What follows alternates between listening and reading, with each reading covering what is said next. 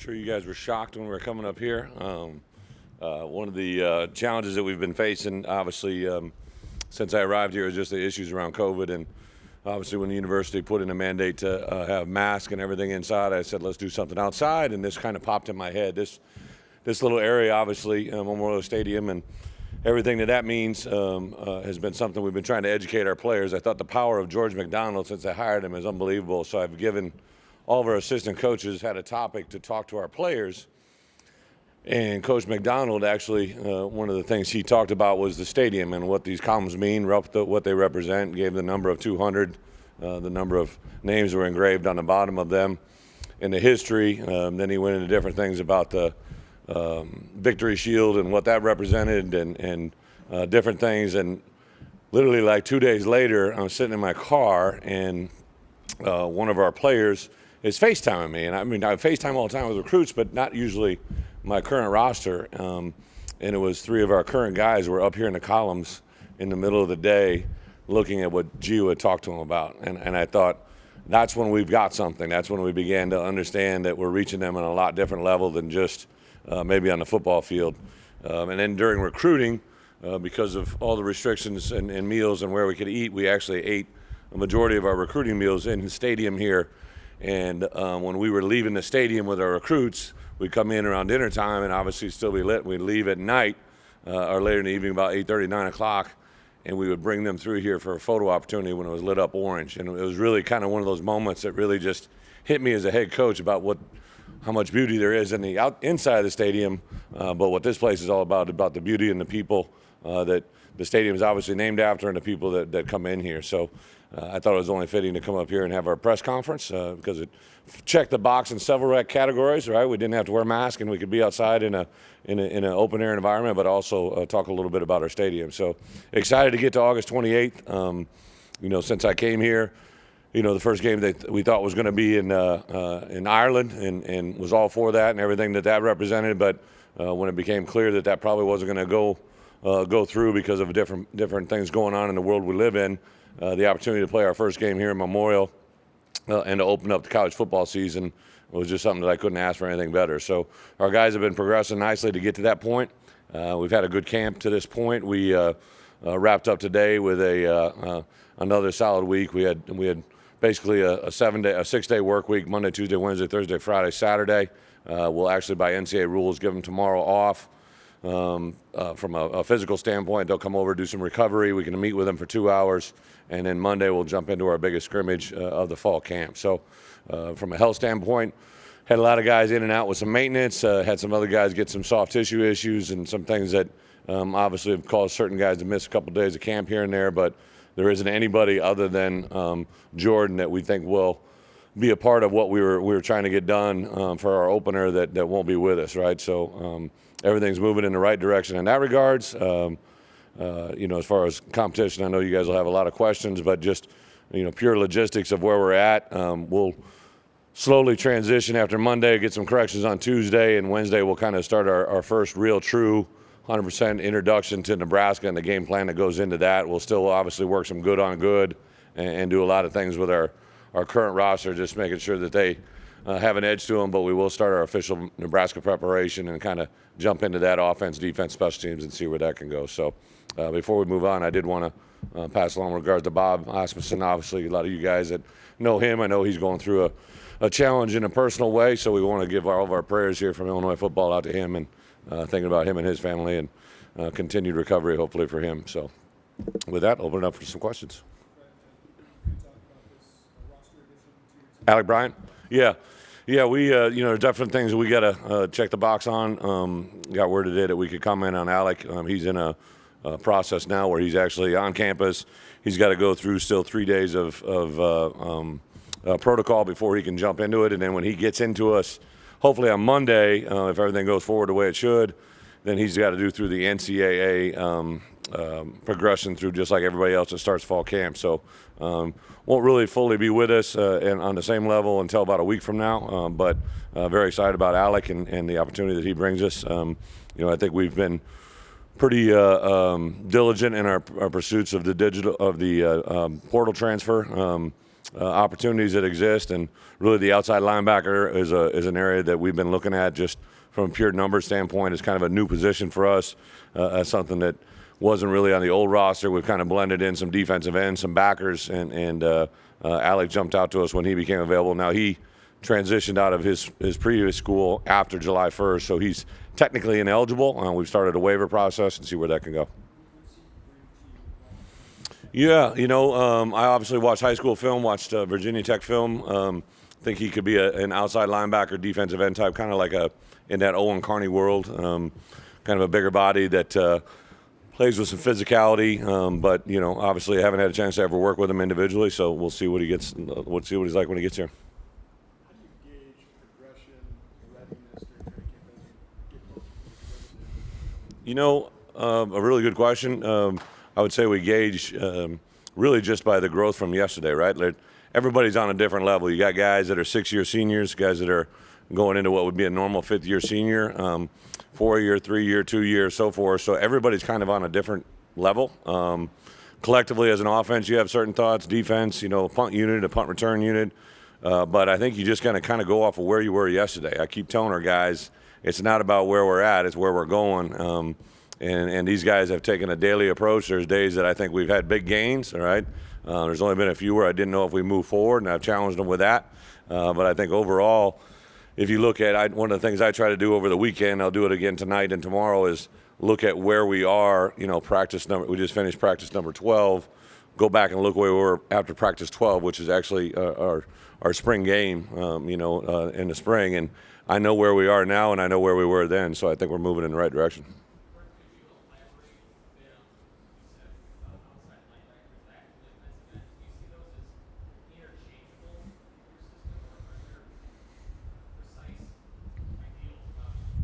Yeah, again, it's each kid's a little bit different, and then it depends on the package. I think the more multiple we can be, the better we'll all feel. I think the name of the game in today's world is being able to play against multiple offensive schemes, within a week. One of the challenges that the NCAA, gives a college coach and in turn a college football player is they only give you 20 hours of work week to get ready for a game on Saturday. And in the NFL, we would have a game on Sunday. Whenever that was done, you were usually done, whether you were getting home at 3 in the morning or 3 in the afternoon, depending on when the game was. Monday you would come in and work. Tuesday was a day off for the players. But on Wednesday, at the end of practice, usually by the amount of hours they put in on Monday, came in and volunteered on Tuesday, and the hours they put in on Wednesday, you were usually through 20 hours by halfway through the week. And just the volume that you could teach them, give them, gauge them, is just so different for a college player on many different levels. So I think the outside linebacker world is kind of in that same world, right? Like one week they may play a certain type of technique against a certain type of offense that maybe has no tight ends. Then you go and play against Wisconsin and Iowa, and you got multiple tight ends on the field. That position has to be very multiple.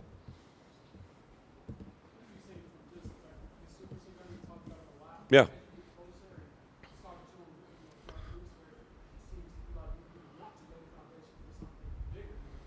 Yeah, it's to be honest, one of the things I think is the biggest challenge is just having the super senior class blend in with the senior class. So when we have NFL scouts, we had 3 in here today, right? I've got a list of guys that are 6-year super seniors, and then you got a list of guys that potentially are seniors but could be, guys that return. So it's just a very unique time. So with that being said, I've kind of just called them all seniors, right? And I even lose track. I mean, I do know in the back of my head who has no option but to leave and who has options to come back. But I've really tried to blend that super senior class into the senior class, right? And even like today when you're meeting with all the media or you meet with all the players, I thought it was very important for them to meet with everybody, right? Like I want this team to know it's how we all play, not how one plays, right? And when dealing with the media, I want them all to have an opportunity to speak to you if you want to speak to them. So the more inclusive we can be rather than exclusive, I think it helps us out. But super seniors that are in their 6th year, you can't ignore the fact that they've been here 6 years, right? It sounds like a line from Animal House, right? Everybody wants to stay for that 6th year, but like they've lived through a lot, right? They've lived through coaching change, they've lived through COVID, they've done some things that maybe have been very memorable on a positive note, but also some things that have been memorable for a negative moment, and they've championed it. And again, I stress all the time to them, it's not where we've been, it's where we're going, and I think they bought into that. Talking about some of those super seniors, how have they shown leadership towards the rest of the team? What did you see them doing once it gets closer to the game? Yeah, without a doubt, I think just getting to know their personalities better. It was interesting, right? So in December and January and February, as I'm getting to know them, I'm around them a little bit, but a lot of the time was on Zoom, right? And then we get into spring ball, and you're around them, but they're feeling you out, you're feeling them out. I'm just trying to get a chance to know them and understand them. And now, I think going into fall camp and really every week we're together to see their personalities come through and how to lean on them. Like I know when I need to call OC, and I know when I need to call Vidarian, right? I know when I need to call Doug Kramer, and I know when I need to call Tony Adams, right? Like I just know who they are and what they can do and the strings they can pull in the locker room as well as on the field and who you can challenge. I would tell you that our guys probably would share with you, I go at our best players. Like when I'm trying to make a point, if I can make a point at one of our good players that's been around here, that's what I do, right? Like, so I think that probably jumps out to them a little bit different than what they've been used to. And I don't think it's anything out of anything but love. Like I told them, like, hey, if I'm saying something to you, it's because I want you to be better than you are, right? And I think they buy into that 100 times over.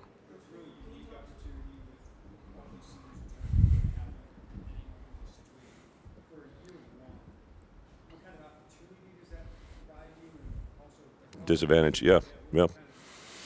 The opportunity is that we get a chance, like I said, from my day one, is we get a chance to, for them to hit redo on a senior year that they didn't know would ever happen, right? They didn't know, going into this thing, and then, for heaven's sakes, their season was canceled, right? Their senior season, what had to be going through a mind of a fifth-year senior or someone that was in their last year of eligibility when they announced the Big Ten season was canceled, right? I can't imagine what went through their mind. And then to have it reopen, but then also to go through the struggles that they did, and then ultimately to have a coaching change and have some new guy come in and talk to them. Like they've been through a lot. And I said this from my opening press conference to where we are now. I think men are defined more by moments of adversity than they are by success.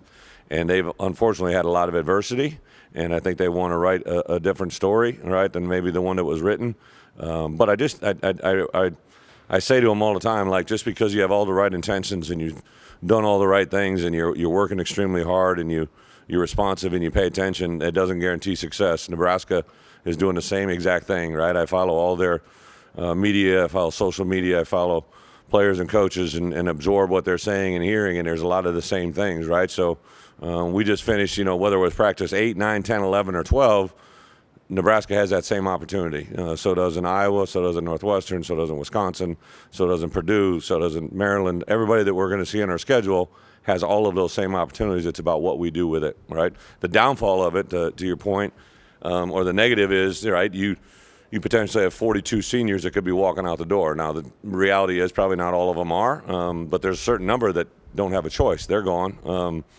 And then those other guys, the NCAA is still – they're saying they're not going to give relief, but there's a lot of places that, there's going to be the whole scholarship count, and there's a lot of things that this COVID created that I don't think everybody's given all the answers to yet, and we're still working through that.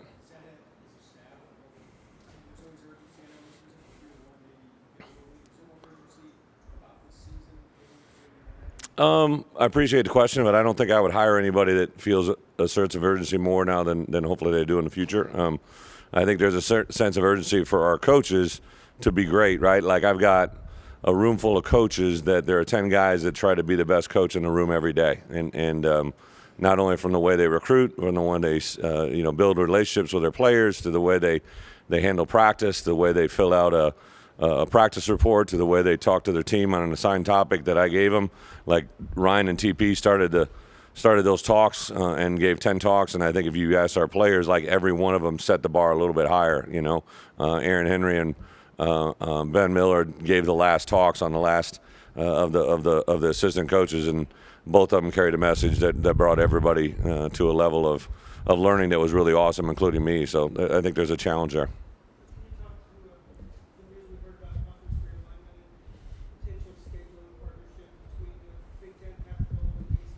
Yeah, I don't know anything other than what you know. Like I really, one of the great things about fall camp is you really don't worry about anything but fall camp. I know that Bret and some of the athletic communication people said, hey, you're going to get this question, and honesty is always the best policy, right? I literally don't know anything about what you're talking about. Yeah.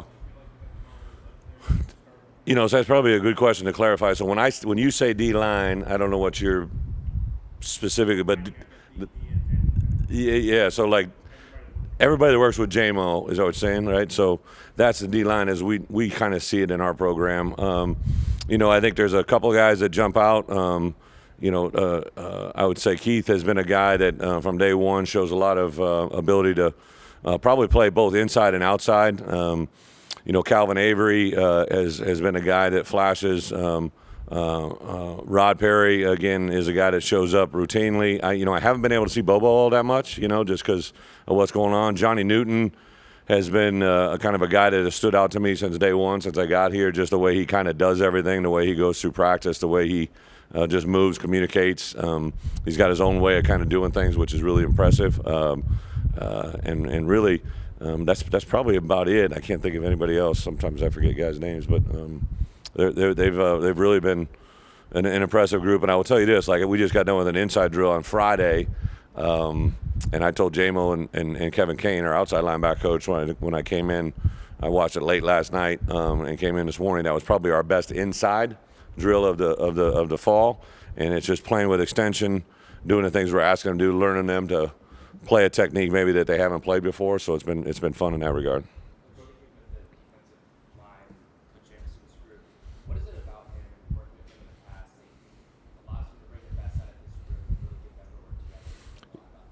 Terrence is a guy that, I do believe. Obviously, there's a exception to every rule, but I've learned this in coaching, and I think maybe I was a byproduct. A lot of times, your great players. I don't know how great a coaches are going to be. A lot of times, your great players were great players because they had a skill set or a skill or something that you really can't exactly coach all the time. For me, I was a very average player that got a chance to play, and I think just because I knew the game a little bit better and understood it. And I think JMO would be the first to tell you, right, he didn't have a lot of college football snaps, but he took a lot of mental reps and has taken advantage of every opportunity since he's been coaching. I think our guys recognize right away that he's a very good skilled teacher, but his care factor is off the charts, right? Like he's got a beautiful family, he's got a beautiful wife and 3 kids. Like he just constantly talks and references that. Like I will get a text message from JMO anytime, day or night, if something's dealing with one of his players, like he's engaged and he's in touch, right? Like even some players that aren't in our program now, I know the way they spoke about him before and after they left, about just the compassion and the appreciation for the way he does his job.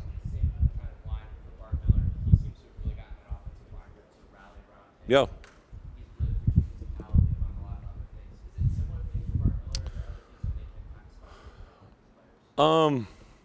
There's probably a lot of connect the dots, but also Bart is a very unique individual, to his own his own job and his own responsibilities. Bart, I knew right away as soon as I met him. I didn't know him from anywhere except for my O-line coach at the time, Bob Bostad, had recommended him. He had played for him, and then a guy that was just very impressive to me. That's why when I made transition in the middle of the season, I promoted him from a GA to full-time status, and was very impressive in that year, and then really tried to help him advance his career ever since we've been apart, to where when I got this job, I knew there was one guy I was calling. I only made one call, made an offer, and obviously he accepted. So Bart is very diligent, very focused. I think offensive linemen are unique in the way they get coached, just like any other position, but I think specifically offensive line, it's about how 5 guys work together. There's really not one other position, even defensive linemen, sometimes there's a linebacker in between them, right, or a defensive end that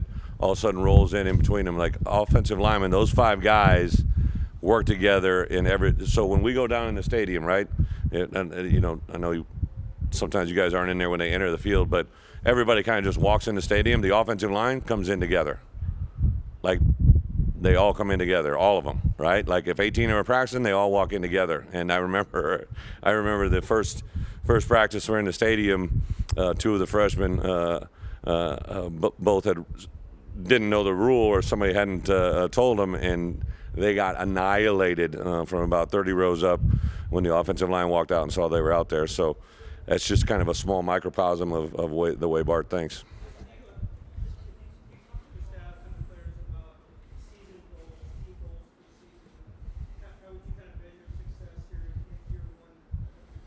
Yeah, so again, it's a great question.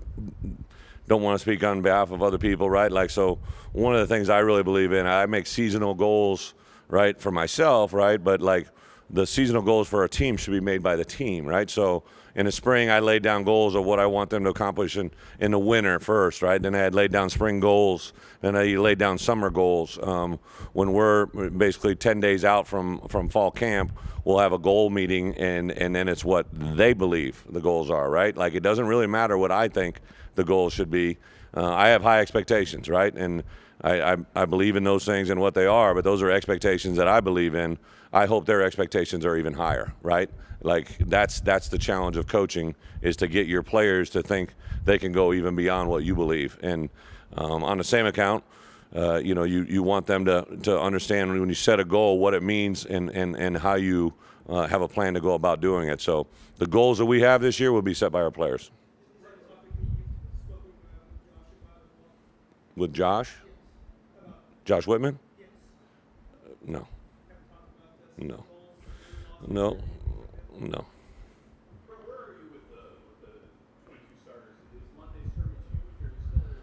Yeah, absolutely. I would tell you, 22, 11 offense, 11 defense starters, right?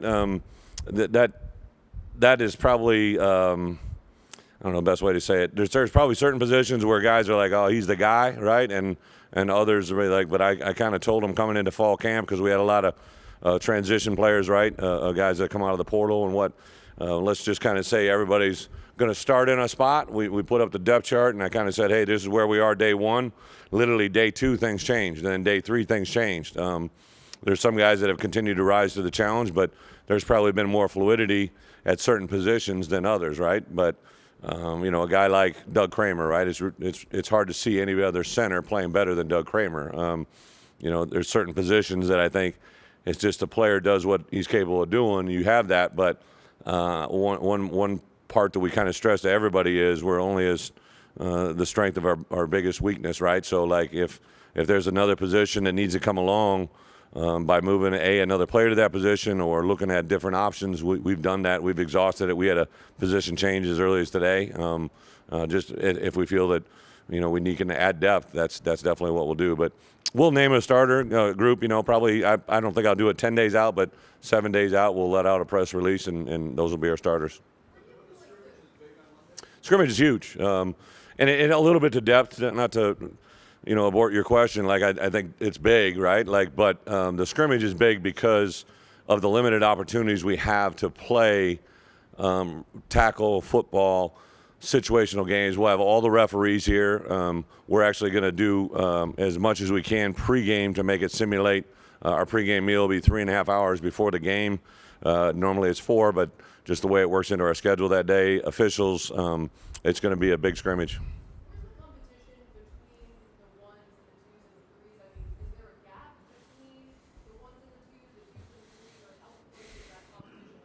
It's again probably by position a little bit different, right? There's at the wide receiver position, I think Gio's kind of rotated and rolled through a variety of different guys. Tight end, you got Luke and DJ who've set themselves apart, but Tip and some other guys have really made nice strides, right? I think at the running back room, it's really 5 guys that we feel really good about, and who ends up getting that starting nod could be simply based on what the play is, what the situation is. So there's a lot of different things that go into it. I think as a whole, every head coach hopes that that you have as much similarity between your starter and your backup. But at certain positions, it's paramount that there's balance. But on the same account, at key positions where there's only one guy, I always think about this, like there's only one quarterback on the field, right? There's usually only one tailback, right? There's 4 DBs, there's 5 O linemen, there's 3 D linemen, there's 4 linebackers, however you want to say it. There's a little bit of flow there, right? But for the guys that play one position, there's only one of them out there at a time. You hope there's as much balance as you possibly could have. Yeah, I got back. I got back a couple times. I went back myself solo before spring ball started, and my wife and I snuck back for my mom and dad had their 83rd and 82nd and their 61st wedding anniversary. So that was awesome. And then, but just even today, we had a large group in the stadium. I believe over 400 level donors, premium seat owners, and I went and spoke to the group afterward, and like I had all kinds of people coming up afterwards. I'd played golf with your uncle. And there was some people that one of my former teachers' uncles was there, our nephews. It's just crazy. Randomness that'll happen. People email me or walk up to me that see me in different environments. If I'm in Chicago at the Cubs game, there's a lot of things in this world that you realize are very connected. You don't realize it at the time how much connection there is to what you're doing. It's awesome. It's awesome. It was great to go back to B1G, right to media days, even though it was in Indy. I just had so many memories of all the things there. Building relationships again with a lot of media that I've always been around. Whether it be play-by-play guys at other universities, guys I haven't seen forever. Get a chance to meet, obviously, the big one, a lot of the people in the Big Ten office that I became very close with when I was at this place before, at this conference before. So it's all been positive. But again, we haven't lost a game yet, so everybody's really excited.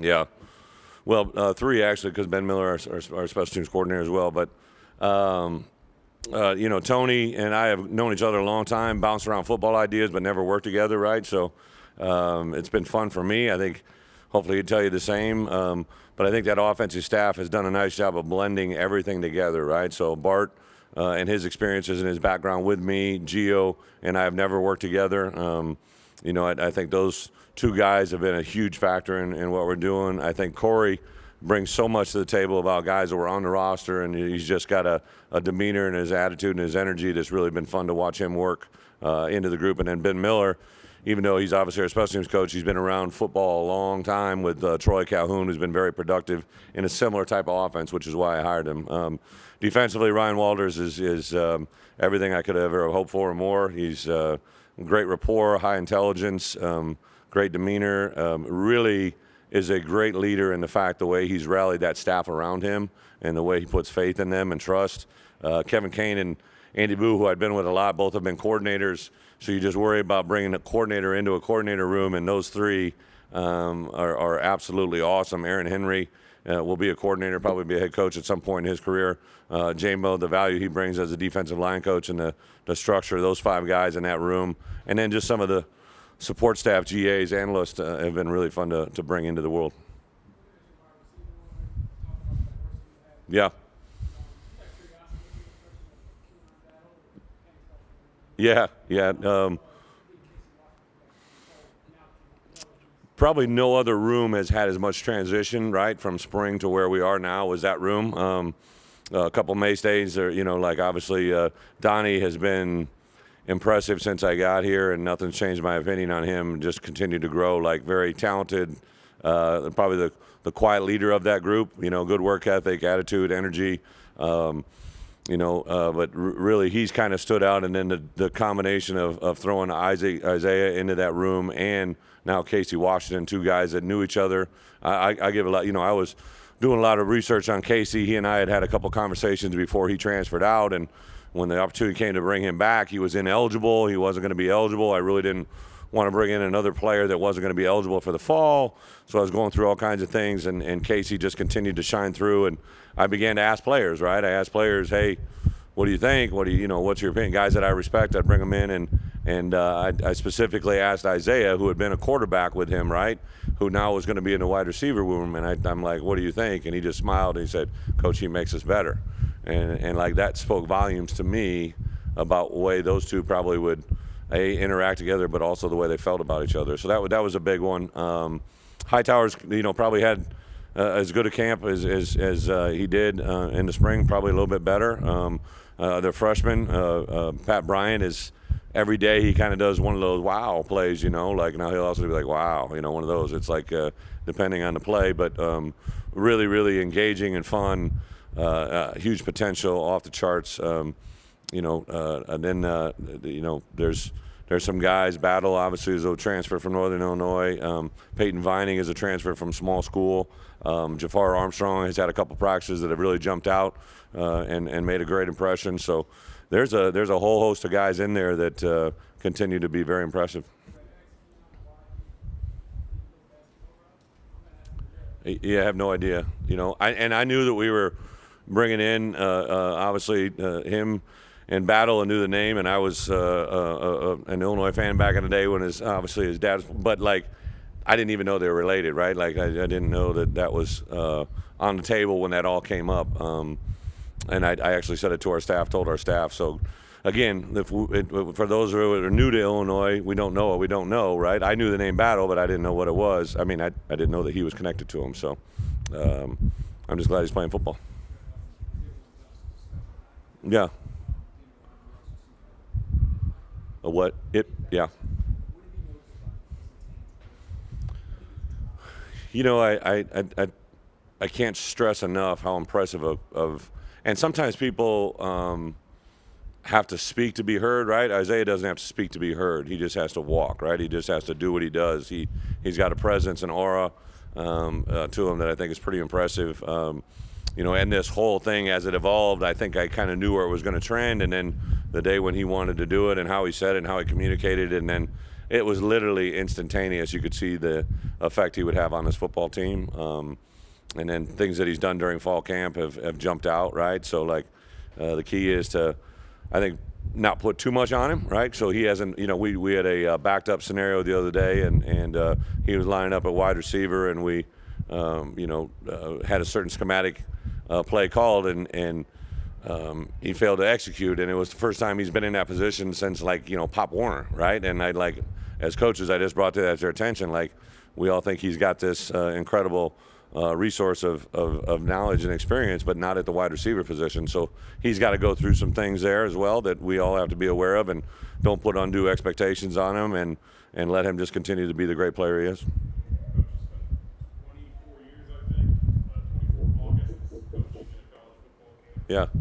3 years in the NFL, now 2 weeks back in college. What do you like about being back in college camp? I think the development, the relationships, I can't tell you, how much I've enjoyed this group. Obviously, on the field, we're going to say and do things, and, I stress our best players, right? So we're going to have moments that we may not see eye to eye, but the only thing I'm trying to do is make them better. But some off-the-field moments, we had we call them RTD, right? So run, tackle drills. The game of football is really based on how well you run with the football, how well you tackle the football, and how well you block and get off blocks for the football.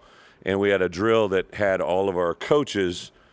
I had them demonstrate the drill, right? So Tony Peterson threw the ball to George McDonald. George McDonald advanced the ball, and he was angle tackled by Kevin and Ryan. And I just thought this is too good of an opportunity to let go by. So I text BP, DJ, OC, and Spoon, and I brought him in. And a lot of times I'll get up in front of the room and I'll correct the tape, right? And I'll rewind it, and I got a little telestrator, and I'll show it. I said, hey, you guys are going to critique this play, right? And they're like looking at, well, first when I sent all four of them a text, I think they all thought, what I just do, right? They came in like, whoa, what I just do. But I brought him. I brought him to my office. I said, hey, you can say and do whatever you want to do. They're like, we got permission. I'm like, yeah, you got permission.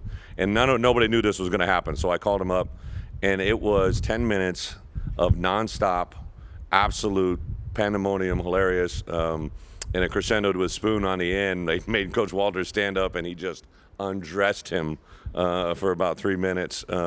And it just was that moment where you're like, all right, like we're getting this part together, right? They don't have to like each other, they don't have to love each other, but they have to respect one another and enjoy one another. And I think that definitely has happened.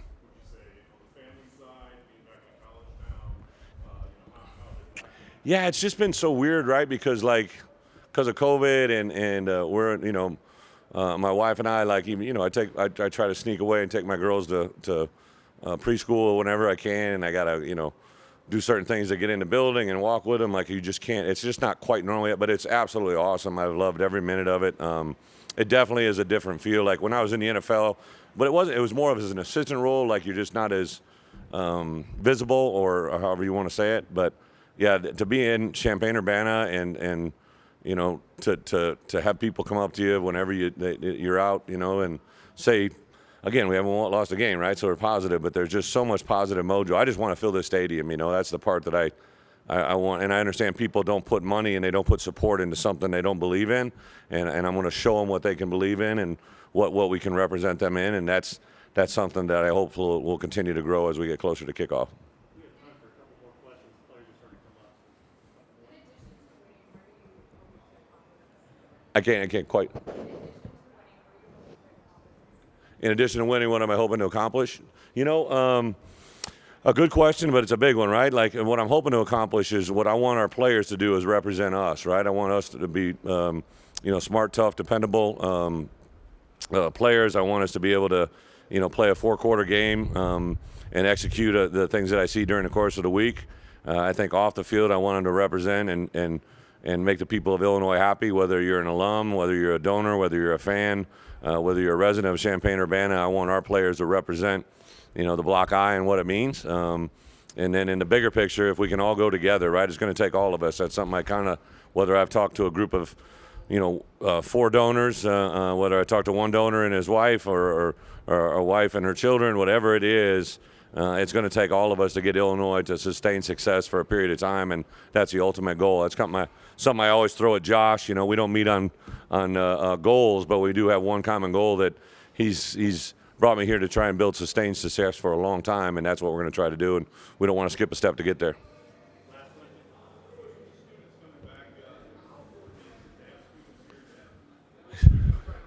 Yeah, we are. We're going to do, I know we have an event scheduled for the Thursday before our game week where I'll speak to the group and do some things to try and promote them to get them in the stadium. For a student, if you're here 18, 19, 20 years of age, right, during your lifetime, you've never seen Illinois, do the things that are going to make you get excited, right? But hopefully they understand, just like, they can't be blamed for things that happened before they came here.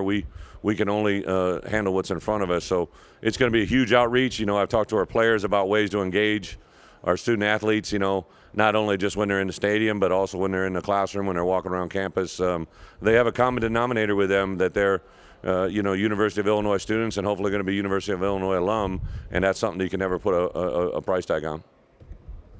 Okay, thank you, everybody. Thank you.